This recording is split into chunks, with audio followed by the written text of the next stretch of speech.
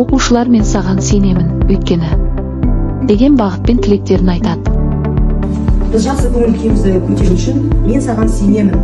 Әдемі бір-бірімізге көңіл күй сыйлайық, иә? Мен саған сенемін, сен өйткені ең әдемі жансың. Арнайы осылай әдемі бір-бірімізге лебізімізді айтып, бір-бірімізге билейік.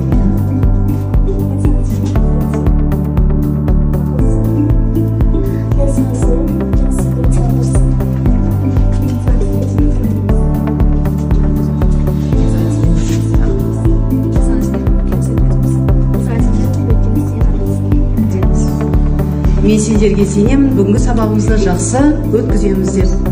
Жақсы балалар, орындарыңызға отыра қойыңыздар. Алдыңғы оқу. Learning App платформасы шарты. Интернет платформадағы берілген тапсырманы орындай отыра үй тапсырмасын бекітеміз.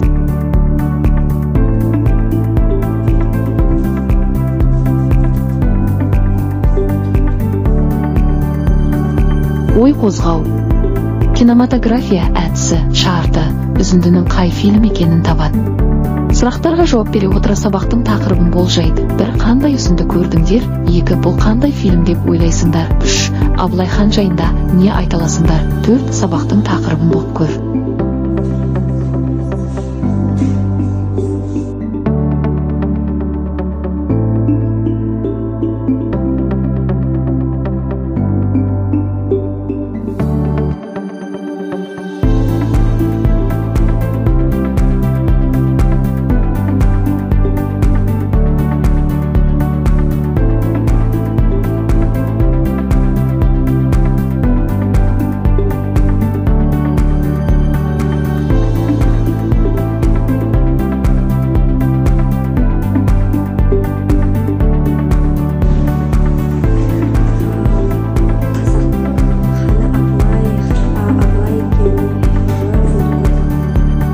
Сабақтың мақсаты Қазақ хандығының ішкі саяси жағдайын талдайды.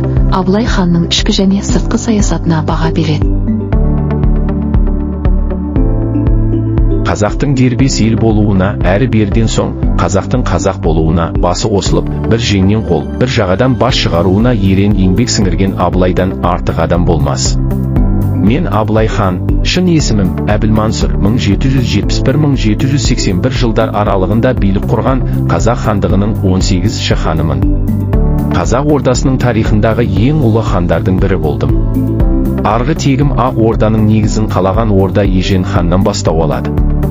Ұрыс хан, Барақ хан, Әз Жәнібек хан сияқты билеушілердің тікелей ұрпағынамын. Абылайдың шын аты Әбілмансұр. Бір ұрыста үлкен әкесінің аруағын шақырып, жауға Абылайлап шабады. Осыдан бастап ол Абылай атанып кетеді. Абылай 1711 жылы арғы тегі Шыңғыс ханның ұлы жошыдан тарайтын белгілі тұлғалардың шаңырағында дүниеге келген.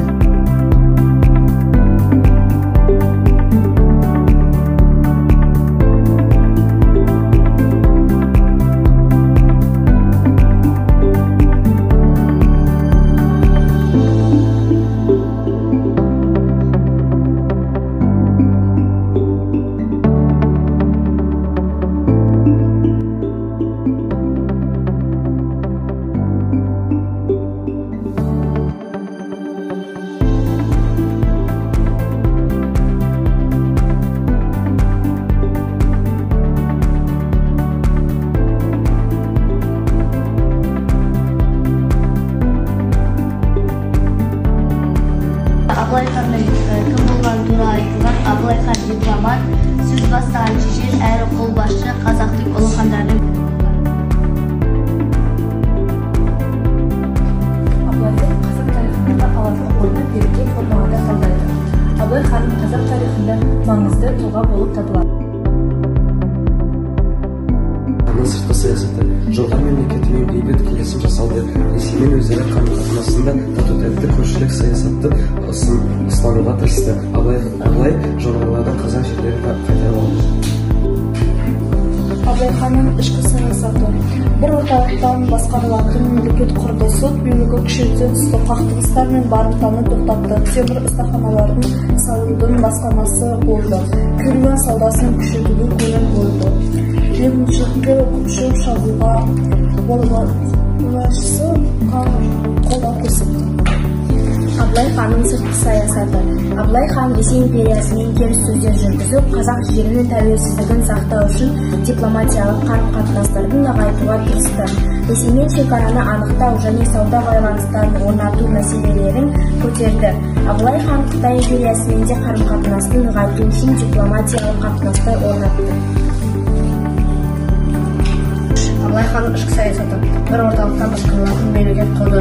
Сот билігін күшейте түсті. Қақтығыстар мен барымтаны тоқтатты. Егіншілікке, шөп-шабуға, балықшылыққа қолдау көрсетті. Керуен саудасын күшейтуге көңіл болды.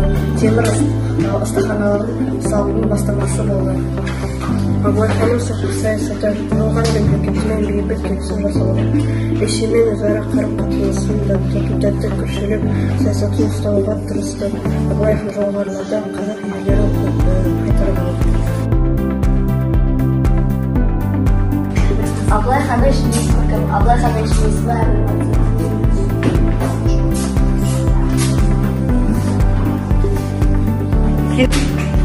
Баста. Абылай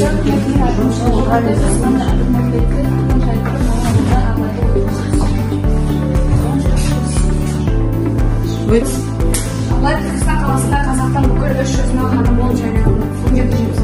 Өте жақсы керемет отырады. Келесі. Маған сабақтың алды мен бардым. Жақсы керемет. Тағы да Айсұлтан. Жақсы, рахмет. Мұлтаза, тыныш. Өте жақсы. Маған бүгінгі сабақ ұнады.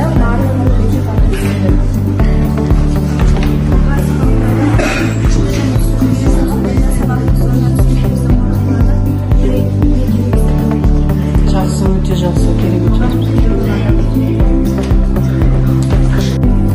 Маған бүгінгі сабақ ұнады. Маған тақырыпты қорғау. класс еді қорғаған ұнады.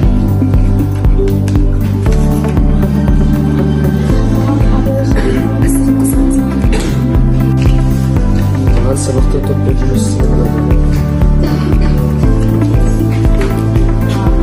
Сабақта алған саясаты ұнады.